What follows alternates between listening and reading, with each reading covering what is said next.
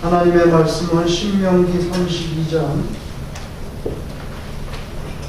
313페이지 신명기 32장 9절에서 12절 한 목소리로 같이 봉독하겠습니다. 시작. 여호와께서 모든 사람의 백성들아 야곱은 그 앞에 다시 되었도다. 여호와께서 그를 황무지에서 진심이 부르짖는 광야에서 만나시고 보호하시며 자기의 눈동자같이 지키셨도다. 마치 독수리가 자기의 보호자리를 어지럽게 하며 자기의 새끼 위에 너풀을 놓으며 그의 날개를 펴서 새끼를 하으며 그의 날개 위에 그것을 얹는 것 같이 여호와께서 홀로 그를 인도하셨고 그와 함께한 다른 신이 없었도다. 아멘. 신학자들의 연대 계산이 만약에 정확하다면 오늘 말씀은 BC 1250년에 지금으로부터 3,300년 전에 모세께서 자신의 죽음을 바라보면서 이스라엘에게 마지막으로 설교하실 때 노래 가사로 지어서 부르게 했던 이 노래 가사란 말입니다. 그러니까 오늘날로 따지면 찬송가 가사였어요. 그런데 여러분, 이 설교를 하는 거하고 찬송가 가사를 짓는 건 다른 거죠. 설교는 한번 들으면 없어지지만 찬송가는 계속해서 부르잖아요. 그러니까 오늘 본문 말씀을 노래 가사한 말로 지어서 모세가 보급했어요. 그 말은 이 말씀이 대대로 이렇게 찬송으로 불려지도록 그렇게 간절히 원하는 마음이 있는 거죠. 모세가 죽음을 눈앞에 뒀을 때 걱정한 것이 딱 하나입니다. 세월이 지나면 이스라엘이 하나님을 잊어버릴 수 있다는 거예요. 자기가 이제 죽고 나면 도대체 목자 없는 양같이 뿔뿔이 지 멋대로 살게 될 것 같은 이 백성들을 두고 너무 가슴이 답답한 거예요. 그래서 세월이 지나면 하나님께서 은총 주신 거 잊어버릴까봐 노래 가사말로 찬송가로 지어서 부르도록 오늘 본문은 그 가운데 한 부분입니다.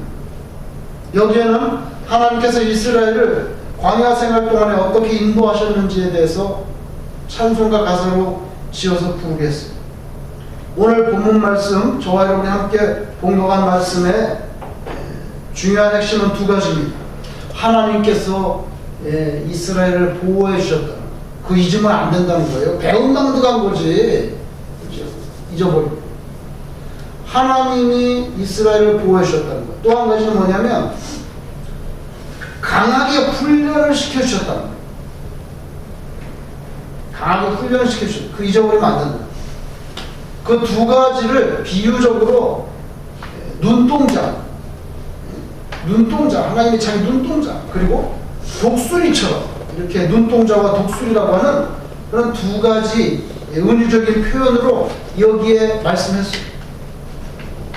하나님께서 이스라엘 인도하셨는데 어떻게 인도하셨느냐? 첫 번째 방식, 완벽한 보호하셨다. 완벽하게 보호하셨다.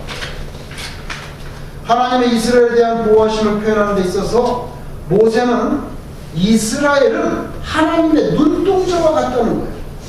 참 이런 표현은 성경에밖에 거의 나오지 않아요. 하나님께서 이스라엘 인도하셨다? 어떻게? 완벽하게 보호하셨다. 마치 자기 눈동자처럼. 그래서 여호와께서 그를 황무지에서 짐승이 부르짖는 광야에서 만나주시고 호위하시고 보호하시며 그 다음에 보면 자기의 눈동자같이 지키셨다.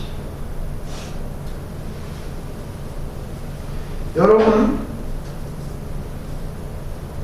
하나님은 인체에서 가장 중요한 눈,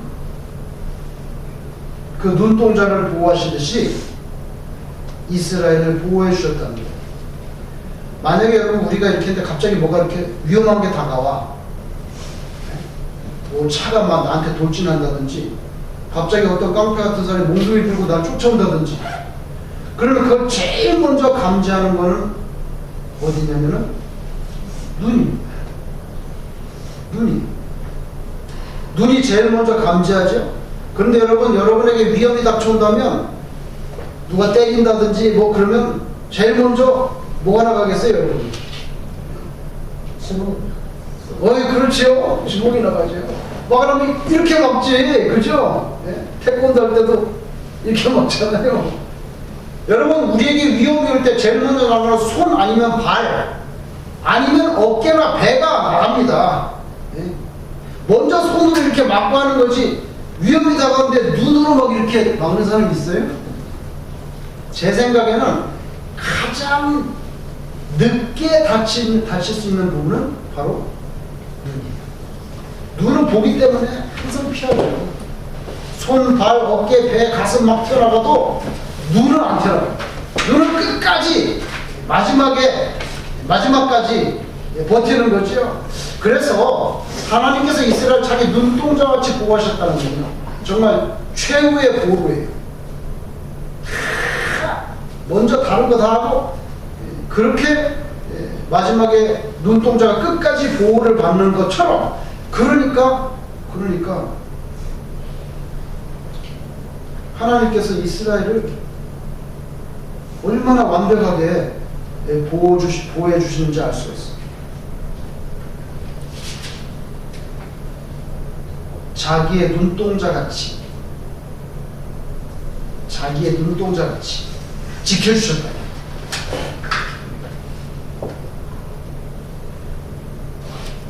여러분, 선지자 중에 스가랴라는 선지자가 있는데, 스가랴 선지자의 말씀을 한번 같이 읽고 싶어요. 한번 보세요. 2장 한번 찾아보세요. 스가랴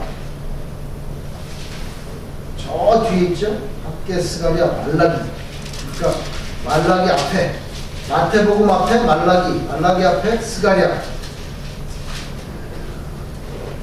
1314페이지 구약성경 1314페이지 스가랴 2장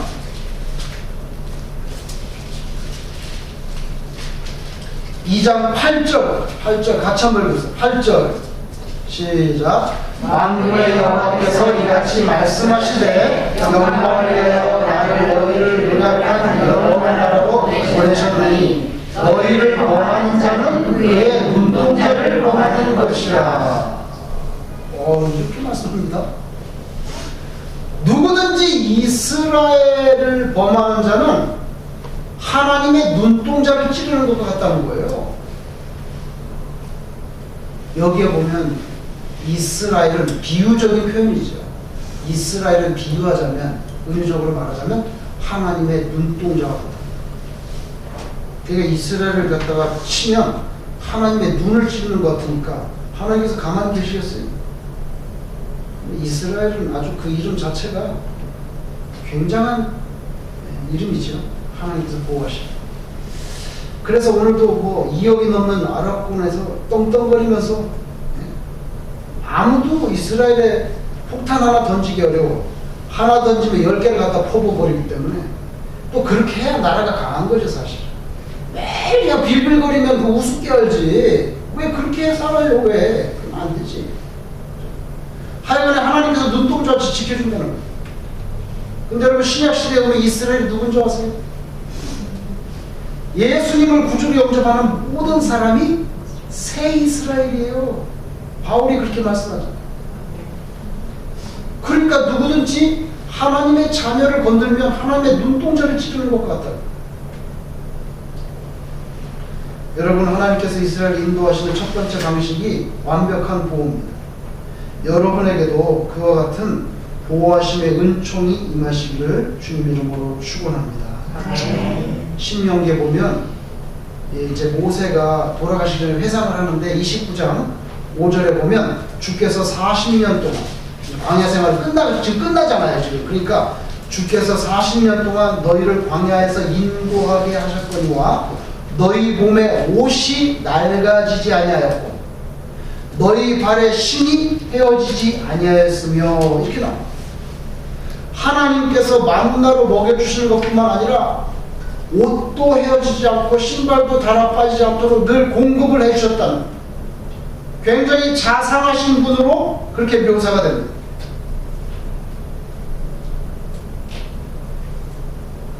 우리 집에 애가 처음 태어났을 때 애를 처음 키워보니까 뭐 시행착오도 많이 있잖아요. 뭐 아프면 또 신경이 쓰이고. 그런데 애가 태어나가지고 이렇게 제가 나중에 이렇게 지켜보니까 뭐 여기는 머리가 있는데 요 뒤에는, 요 뒤통수에는 머리가 없어요. 이렇게 대머리처럼. 머리가 없는 거예요. 뒤에는 뺑해. 완전 맨살이야. 그래서 가만히 왜 그러지? 가만히 봤더니 맨날 똑바로 누워져요. 이렇게. 맨날 똑바로 옆으로 자는 애도 있고 엎어져 자는 애인데 얘는 똑바로 이렇게 자는 거예요. 이렇게.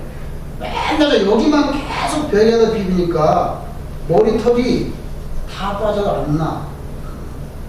그래갖고 아유 저게 머리털 날려나. 근데 세월이 지나니까 머리털도 나고 수북해지더라고요. 뭘 말씀하는? 아버지는 자식의 머리카락에 관심이 있어요. 관심이 있다. 저게 뭐 대머리가 되는 이렇게 관심이 있어요. 부모는 자식의 머리고 관심이 있어요. 마태복음 10장 30절에 하나님께서는 하나님의 자녀의 머리카락까지 다 세신다고 하죠. 저는 그 말을 확실하게 다가와요.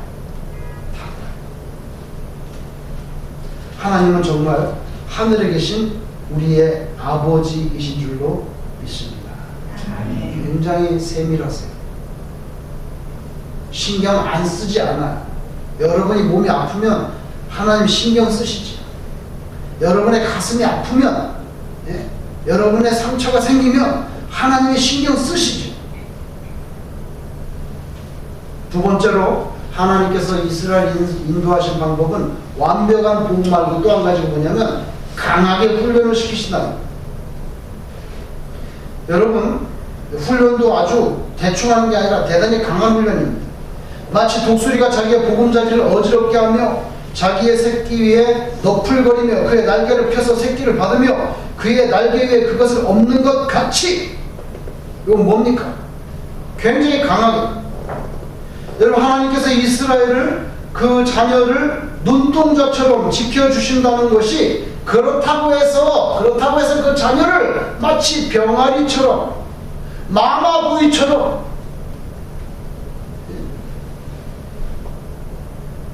그렇게 약하게 그거 그렇게 생각하면 오해해요. 하나님의 보호하심은 하나님 당신의 눈동자와 같이 그렇게 철저하게 지켜주시지만 동시에 하나님의 자녀들이 강해지도록 훈련을 시킵니다.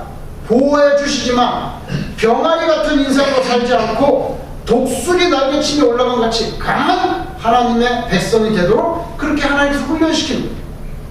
그래서 오늘 모세가 눈동자라는 말도 썼지만 독수리 표현을 씁니다. 여러분, 삶이 안정되면 대부분 편안한 생활 속에서 이대로 좋다. 그래서 더 이상의 신앙적인 모험을 가지 않으려고 그래요. 그냥 지금 이대로 사는 게 좋겠어. 자꾸만 안주하려고 하는 것이 우리들의 모습이잖아요. 근데 어느 날 갑자기 예기치 못한 어려움이 우리들에게 맞닥뜨리기도 합니다. 상상을 못했는데 어떻게 그런 일이 나한테 벌어지지? 건강에 이상이 생기거나 금전적인 어려움을 당하거나 자녀의 문제가 솟아나거나 인간관계의 줄이 터져나가거나 신앙에 회의가 오거나 이런 힘든 부분들에 휘둘리게 되기도 한다는 거예요.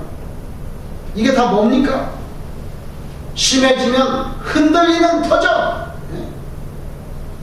Shaking foundation. 내 인생이 흔들리는 것 같아. 어떻게 나한테 이런 일이 벌어지냐고. 사실 이런 것들은 우리가 몹시 싫어하는 어려운 시련들이에요. 그러나 하나님 우리가 강하게 되도록 그렇게 훈련시키는 거죠. 영적으로 잠들어 있는 자리에서 어서 깨어나도록 가끔씩 둥지를 흔듭니다. 어미 독수리가 새끼에게 나는 법을 가르쳐요. 독수리 새끼 한 마리가 자기 힘으로 날려면 부화되고 난 다음에 무려 12주나 걸립니다. 12주. 보통 새들은요, 제가 지켜봤는데 보통 2주, 보름이면 다 둥지 떠요.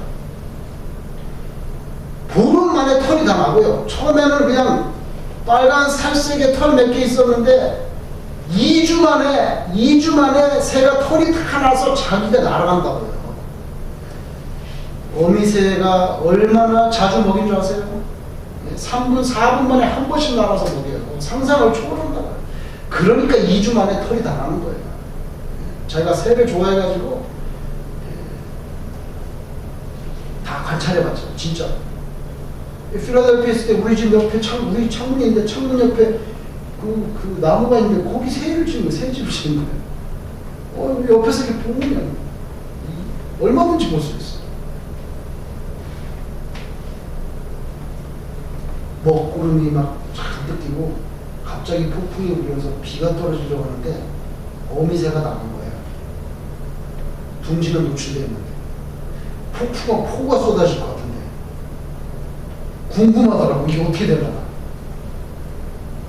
진짜 막 먹구름이. 근데 보니까요 빗방울이 툭툭툭 떨어지는데 첫 빗방울이 떨어지기 전에 어미새가 왔어요.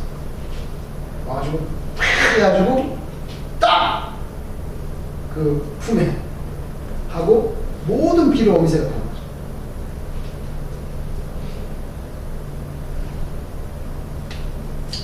여러분, 독수리 새끼의 날개에 힘이 생기려면 반복적인 훈련이 필요하죠. 믿음도 성장하기 위해서는 똑같아요. 편안한 것만 추구한다면 영원히 베이비 독수리처럼 그렇게 됐어요. 여러분, 날지 못한다면 그건 진짜 독수리가 아니지요. 하나님의 자녀는 연약하지가 않아요. 하나님은 그 자녀를 강하게 만드십니다. 그건 어떻게 해요? 훈련을 통해서. 훈련은 힘들죠. 훈련은 땀이 나요. 훈련은요 근육을 만듭니다. 때로 하나님의 훈련 방법은 분명히 대단히 강하게 이루어져요. 성경에도 이런 부분에 대해서 아주 노골적으로 고백한 부분들이 있어요. 얼마나 하나님께서 자녀를 혹독하고 강하게 훈련시키는지. 어미 독수리가 때가 되면 아주 둥지 위에서 펄쩍펄쩍 뛰어요. 둥지 위에서 뛰면 어떻게 돼요? 둥지가 흔들리잖아. 그리고 날개를 계속 이렇게 둥지 뛰면서 포덕포덕 돼. 그러면 새끼 독수리가 가만히 앉아있을 수 없어. 출렁거리기 때문에. 그죠? 그리고 막 치니까 지푸라기다 날리고 뭐 난리가 나. 그죠? 그렇게 날개를 너풀거립니다. 새끼 독수리가 스스로 날개를 펼쳐서 날지 않으면 절벽 같은 데서 아주 둥지에서 떨어져서 곤두박질 쳐가지고 이러다 내가 죽겠구나 이렇게 느낄 정도로 강렬하게 부채를 막 붙이듯이 아주 하나님께서 우리를 그렇게 집어 던지듯이 훈련시킬 때가 있죠. 묵사발을 만드는 거예요.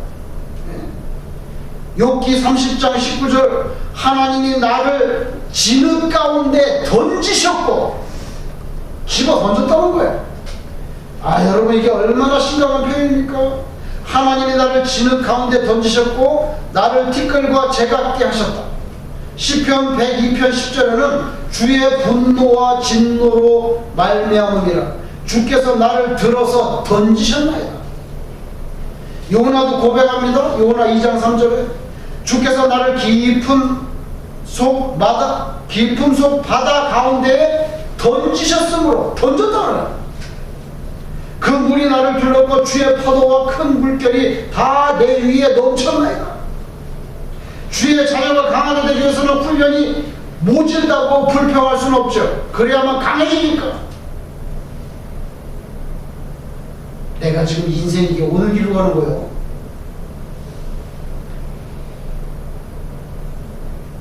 광야 시대 지낼 때 우리가 지금 가나안으로 안 가보기로 어느 길로 가는 거야? 그럴 질문이 계속 나옵니다. 불안하고 의심이 생기죠. 그런데 여러분, 내가 지금 어느 길로 가느냐는 그런 질문보다 중요한 게 뭔지 내가 누구와 함께 가느냐는 거예요. 내가 누구를 따라가느냐, 누구와 함께 있느냐, 내가 지금 누구와 함께 걸어가고 있냐, 그 존재론적인 실존적인 자각, 나는 하나님과 함께 가는구나. 그게 중요합니다. 내가 이렇게 폭풍 가운데 휘말려가지고 도대체 어느 길로 가려고 그러지? 내 인생이 어떻게 되려고 그래? 그 질문이 아니라 하나님께서 나와 같이 가고 있다고 하는 그런 자각이죠. 하나님께서 만나를 주시고 옷과 신발도 챙겨 주시지만 동시에 폭풍 가운데서도 높이 하늘로 치솟아서 큰 날개를 펴고 유유하게 날 수 있는 제대로 된 독수리처럼 강하게 하시려고 엄하게 몰아붙이신다는 거, 그거 인정해야 돼요. 여러분, 독수리는요 올라갈 때만 날개 치지 올라간 다음에 보셨어요? 날개 안 쳐요. 정말 신기하죠. 화면에 보시면 그냥 가만히 있어. 이렇게 계속 있는데 안 내려와요. 절대. 그게 독수리는요 기류를 타고 그렇게 한대요. 너무 멋있잖아요. 하나님은 우리를 그렇게까지 만드셔야 되는 거죠. 그죠? 이런 하나님의 보호하심, 눈동자같이 보호해 주시는 거, 독수리처럼 강하게 해주시는 거, 이런 하나님의 은총에 대한 우리의 태도는 어떻게 해야 됩니까? 제가 볼 때는 우리의 태도는 두 가지입니다. 그건 뭐냐면 감사할 줄 알아야 된다. 그죠? 둘째는 뭐예요? 믿고 순종해야 된다. 그죠? 불평하고 불안해하고 그럴 게 아니라 하나님은 신이잖아요. 약속해 주셨어요. 헛말하지 않아요. 먼저 감사할 줄 알아야 돼요. 하나님께서 우리를 지금까지 살려주셨죠? 앞으로도 여러분이 주님의 품 안에 안길 때까지 여러분을 지금까지 살려주시고 보호해주신 것처럼 눈동자와 같이 지켜주시는 은총은 계속될 줄로 믿습니다. 이스라엘이 가나안으로 향하는 과정 생각해 보세요. 구름 기둥과 불 기둥으로 인도하셨다 했어요. 근데 거기에 깊은 의미가 있어요. 그게 뭔지 아세요? 불 기둥, 구름 기둥을 따라가야 돼요.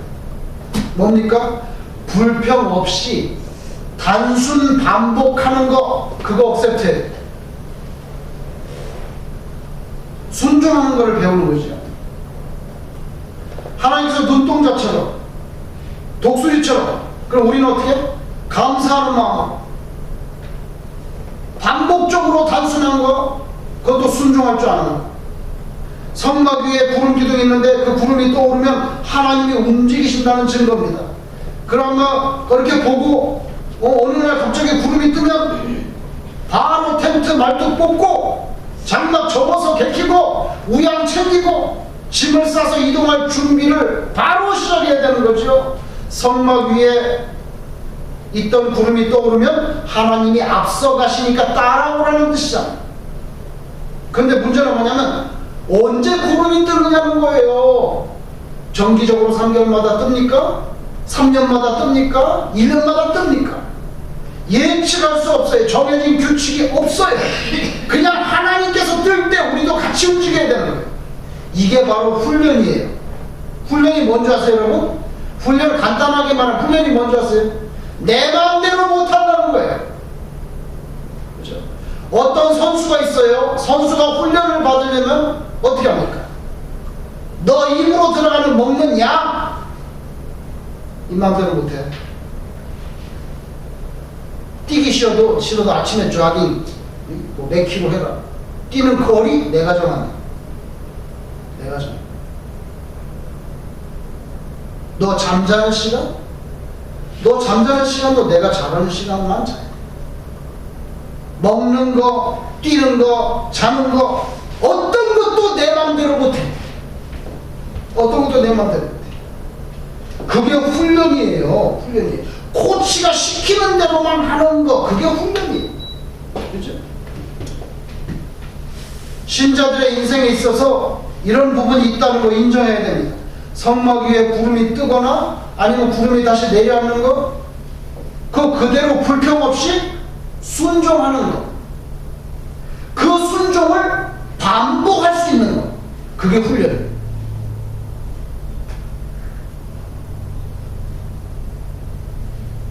힘들고 어려울 때는 하나님께 자꾸 도전적인 질문이 나와요. 하나님 어떻게 하시려고 합니까?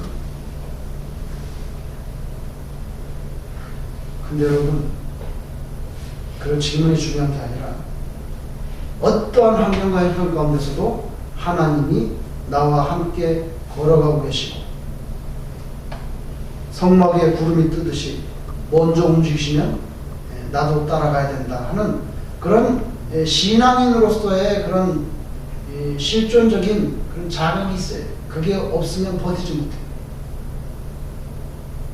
터키가 얼마나 넓은 땅입니까? 터키의 남동쪽에 가면 마르딘이라고 하는 도시가 있어요. 마르딘. 이게 굉장히 높은 도시예요. 해발 1083m야. 마르딘이라는 고대 도시인데 지금도 사람이 사는 거죠. 수천 년 동안 사는 도시예요. 고대 시리아 말로 메루두라는 게 뭐냐면 성체, 요새라는 뜻이에요. 근데 메루두라는 단어에서 마르딘이라는 그 이름이 나왔어요. 그러니까 도시 이름 자체가 그게 뭐냐면 그냥 성체라는 뜻이에요, 도시가. 그런데 그게 그 산꼭대기에 보면 거대한 성체가 있어요.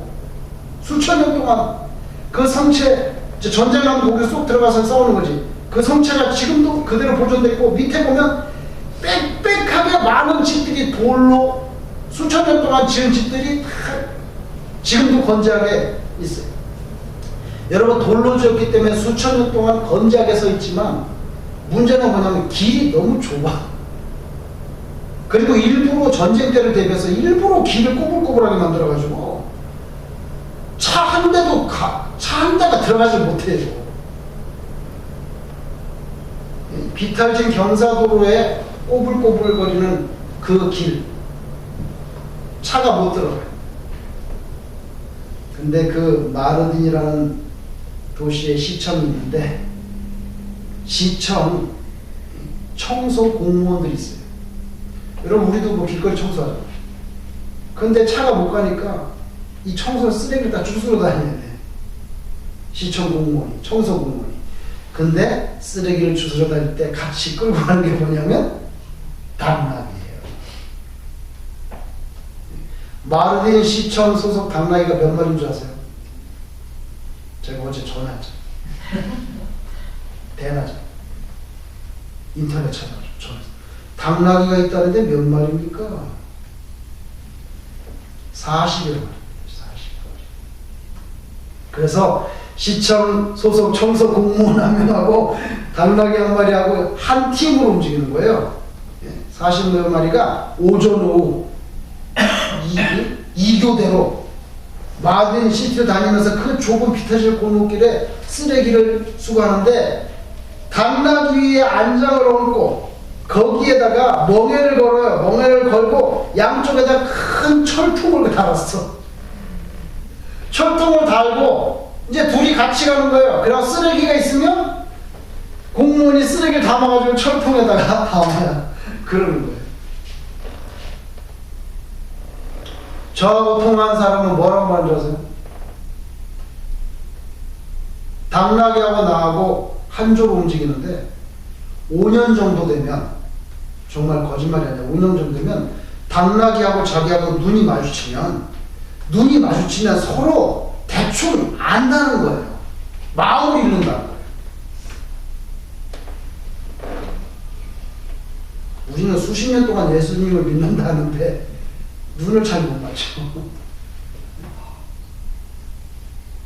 벌써 이게 주인 눈치만 딱 봐도 당나귀가 안다는 거예요. 5년 정도 되면. 여러분, 이걸 말씀드려야 돼요. 예를 이제 앞에는 당나귀가 가고 뒤에 공무원이 가면서 이렇게 가는데, 길을 쭉 가다가 쓰레기가 있으면 이제 당나귀를 세워야 될 거 아니에요. 세우고 이게 쓰레기 담는데, 앞에서 당나귀가 그 철통이 무겁잖아요. 무거운데 양쪽에 이제 쓰레기를 담고 뚜벅뚜벅 비탈길을 올라가는데, 공무원이 뒤에서 이렇게 같이 갑니다. 같이 가다가 쓰레기를 발견하면 이게 말처럼 땡기는 게 없어요. 그냥 각자 걸어간다고. 각자 걸어가다가 공무원이 뭐라면 쇼 이렇게 말해요. 쇼 이러면 당나귀가 딱 서요. 그냥 그 자리에서 서. 두 발 세 발 가다가도 아니에요. 그냥 쇼 그러면 쇼 하고 딱 서. 동화책의 한 장면 같아요. 완전히 만화 영화 보는 것 같아요. 만화 영화. 공무원이 가다 쇼 소리도 안 질러요. 그냥 쇼 이러면 딱 써요. 그러면 공무원이 쓰레기를 담아서 또 집어넣고 또 가는 거예요. 그렇게 가서 이제 끝까지 가서 어디 가냐면 쓰레기 하치장에 가면, 드디어 쓰레기 하치에 가면 이제는 멍에 그 철통을 내리고 멍에를 내려주고, 그리고 안장을 이제 벗겨줍니다. 힘드니까 안장을 벗겨주고, 그러면 이제 당나귀가 거기서 여물을 먹고 이제 쉬는 거예요. 쉬는 거. 여러분 그 마르딘 당나귀는 그렇게 자기를 부리는 사람이 그 나지막한 말 그냥 쇼 한마디에 땄습니다. 그렇게 잘 순종하는지 정말 신기하기만 합니다. 하나님의 성막에 구름이 싹 떠오르면 바로 말뚝 걷고 막 갑니다. 우리는 우리의 생명의 주인이 내 자신이 아니고 언제든지 하나님이 데려가실 수가 있어요. 생명의 주인이 내 자신이 아니고 바로 온 우주 만물의 주인 하나님이 내 생명의 주인이라는 거. 이건 너무 자주 잊어버린 거예요. 너무 자주 잊어버려요. 우리 밥 먹는 것도 다 하나님이 먹여주시고요. 옷도 신발도 다 하나님이 주시는데, 하나님 주시는데, 당나귀도 그냥 주인 말 한마디에 쇼 그러면 딱딱 쓰는데, 우리는 멍에를 매는 것도 싫어하고 하나님의 명령을 따라서 움직이는 것도 뭐 시큰둥하고, 그냥 순수한 충성과 헌신을 드리는 것도 진부하다, 고리타분하다, 몸이 건조하다, 그렇게 속으로 생각할 때가 있다는 거예요. 그러나 하나님은 저와 여러분의 생명을 당신이 당신의 눈동자처럼 지켜주시고, 또 강하게 하시려고 때로는 우리 마음대로 못하게 하는 거예요. 우리 마음대로 훈련시켜 주시고, 그래서 결국에는 마귀 사탄의 세력을 믿음으로 싸워서 승리하는 그런 십자가 군병이 되도록 우리를 인도하시는 거죠. 하나님의 보호하시는 거, 강하게 훈련시켜 주시는 그 은총, 이 하나님의 깊은 사랑이 여러분께 매일매일 힘들지만, 사는 게 힘들 때도 있지만 거룩한 하나님의 나라로 나는 간다, 뚜벅뚜벅 걸어간다, 그 하나님의 나라에 대한 그런 사랑, 그 하나님의 나라에 대한 그런 평강한 그런 것에 대한 확실한 근거가 어디서 나오냐? 하나님 당신의 눈동자와 같이 보호하시고 나를 잘 훈련시켜서 높은 하늘에 올라가서 날개를 넓게 펼친 그런 강력한 독수리처럼 그렇게 우리를 인도해 가신다. 그 믿음을 가지고 하루하루를 사시기를 주님 이름으로 축원합니다. 네. 기도하겠습니다.